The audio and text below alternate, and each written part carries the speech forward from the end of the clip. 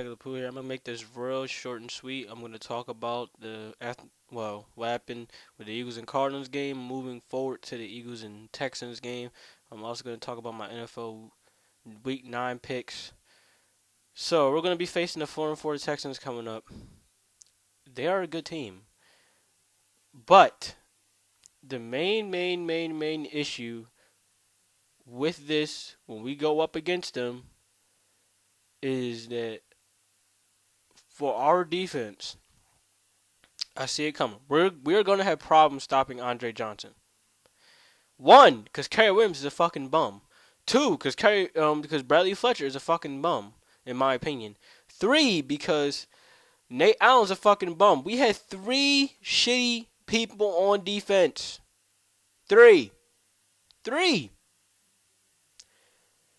You would think by now that we would be, you know, having some new cornerbacks by now, but that's not the case. We're not going to have any new cornerbacks. We're just going to stick with the same shitty ones right now. That's what we're going to have. And for me, it's a real damn shame, man, that we still have these shitty cornerbacks. And if I was Chip Kelly, I might as well cut them now. Then bring in some new ones that you know are better than them. I mean, you saw what happened with the Eagles and Cardinals game, man. I don't have to stress it any further than I have to because I'm still pissed right now. I was pissed that whole week when they lost. I'm still am. It's just no excuse. Nate Allen, Kerry Williams, how you let one guy burn you deep for a touchdown with 1 minute left on the clock? That shit still burns me up because who knows what could happen with the next game with Andre Johnson? He could just put up on the street out and burn the living hell of us just like that. And yet I asked the question, why the hell did we sign Nate Allen again knowing damn well he's bad luck? Why did we sign him again? We should have just have Earl Wolf as starter. Everybody been saying this. Have Earl Wolf as a starter. I don't understand it. Why not have him as a starter? I mean, what's the problem with that? I understand he's young, but hell, he could probably do better than Nate Allen if you give him a shot.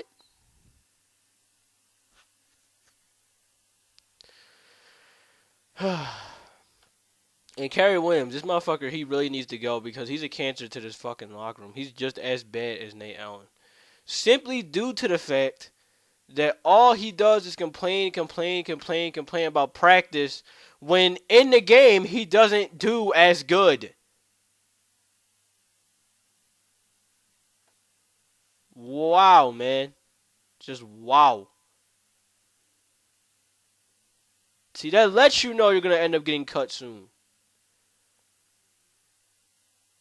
I can't wait to see the day that he gets cut. I really can't freaking wait. Because he has been a big disappointment to our pass defense so far. So far.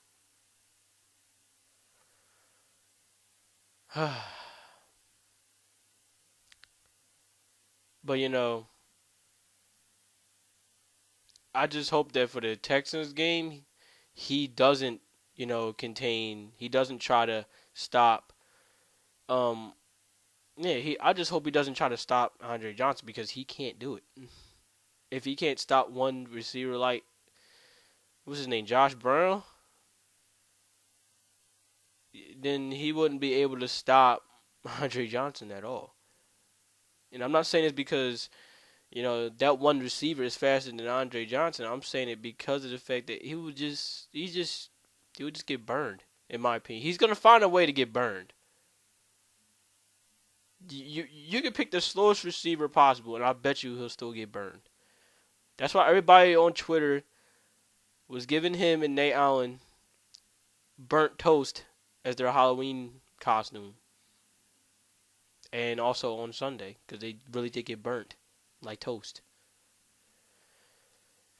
So you know, if we do win by some way, the offense they're gonna have to keep scoring points because I can't rely on that defense. I will not rely on that defense at all. I will not rely on them. Now, speaking of the offense, this leads me to Nick Foles and Chip Kelly. With Nick Foles, I understand he's young and all. This is his first time starting. I get it. But he has to find some way late in the season, which is going to be coming soon with what, week 11 or so? Week 12? Midway through the season? Well, in fact, midway through the season is probably right now. So he needs to find a way to stop overthrowing these balls, underthrowing them, and throwing interceptions. I don't know how, but he has to find a way if he expects us to keep our season, you know, alive and going, and expects us to win the NFC East. Again, he has to find a way. But I don't know how, but he just gonna have to find a way to make it happen. Um, if by one way you could do this, it's simple. Stop trying to run everything through shotgun. It's easy. Just stop. Don't try to run it through shotgun. I mean, like on the goal line, we saw what happened on the Cardinals game. Again, this is Chip Kelly's fault on this one. Why would you try to run it through shotgun? Why? There's absolutely no reason for you to try and run that through shotgun. Because, like, why would you even think of doing it? It never works for anyone else, so why would you try to run it on shotgun? I mean, he needs to start running the ball through under center and of course on the goal line when we're up to the goal line, of course. So he needs to start doing that. I mean, it's kind of dumb, man. It really is kind of dumb. And he needs to do better with that. So, for Chip Kelly, he needs to work on those play calling. Nick Foles needs to find a way to stop throwing those interceptions. Again, this leads me to the Houston Texans coming up because they will fuck us up if you don't do the, necessary playbooks, the right playbooks. It won't quite work as well.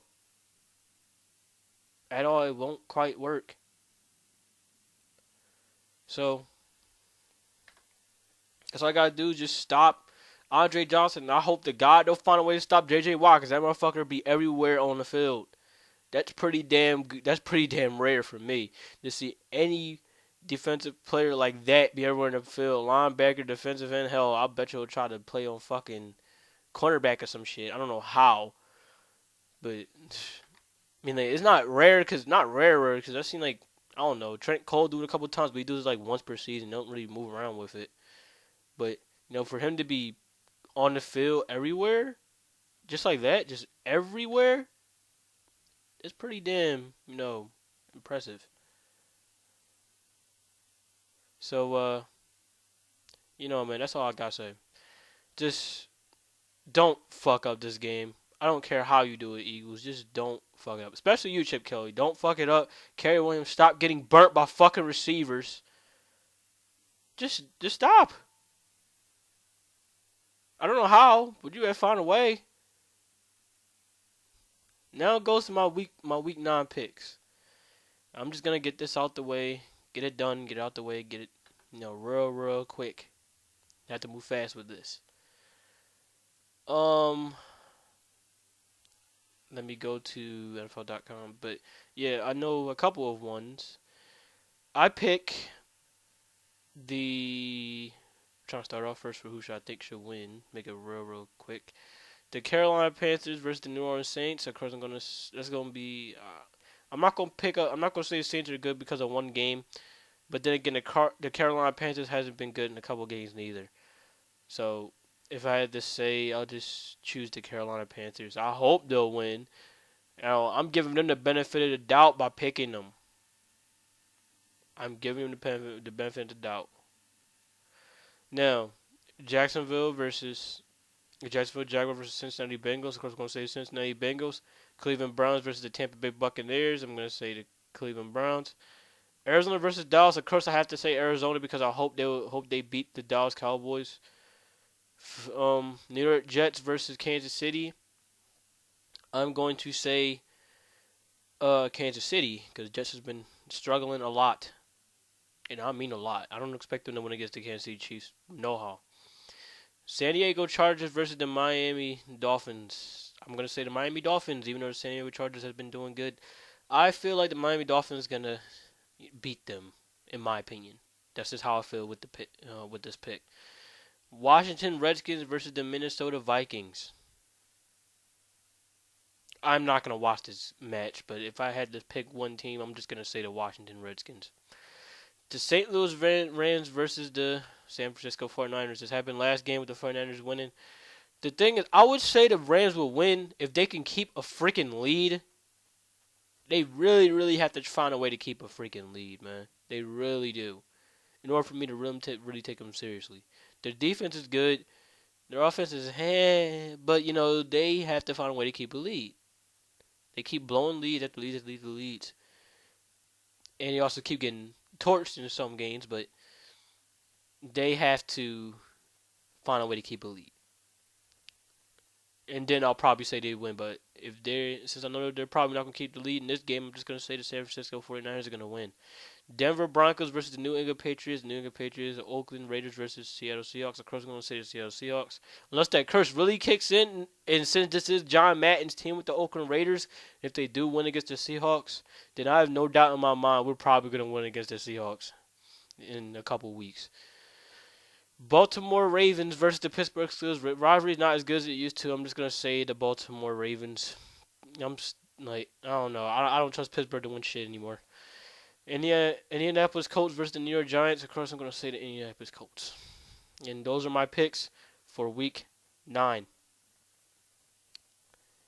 Week 9. Those are my picks.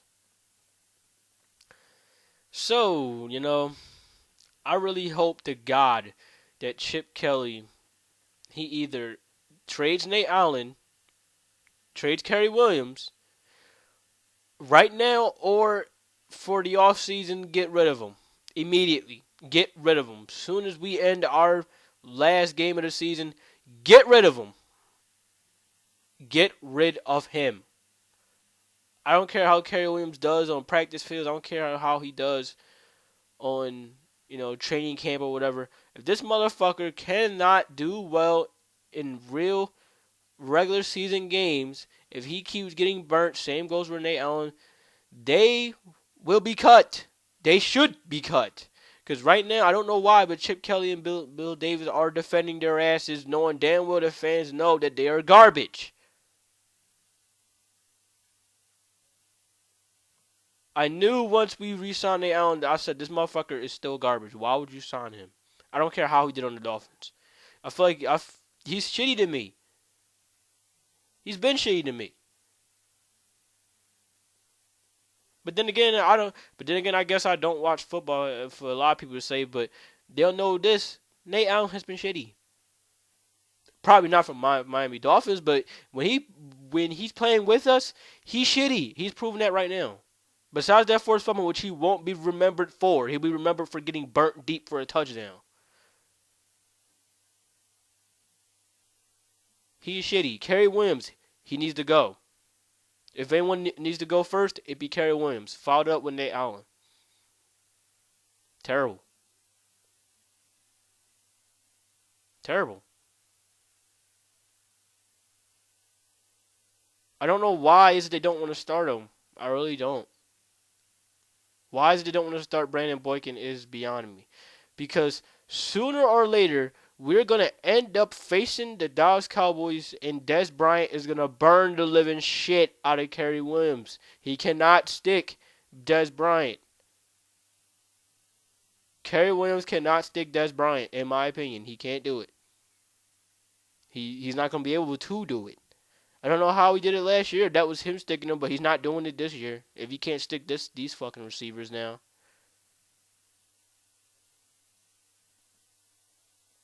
so that's how I feel, man. With the whole things going on with the defense. If there had to been one best player in the defense so far, it's Malcolm Jenkins, and I've been saying this so many times. I'll continue to say it again.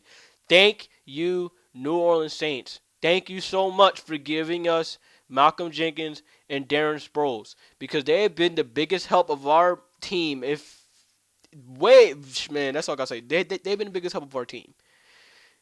Darren Sproles been doing well when LaShawn McCoy has been doing bad, and Malcolm Jenkins has been doing great for the rest of the pass defense has been doing shitty. If anything, I'll put his ass at corner. Start him over fucking Kerry Williams.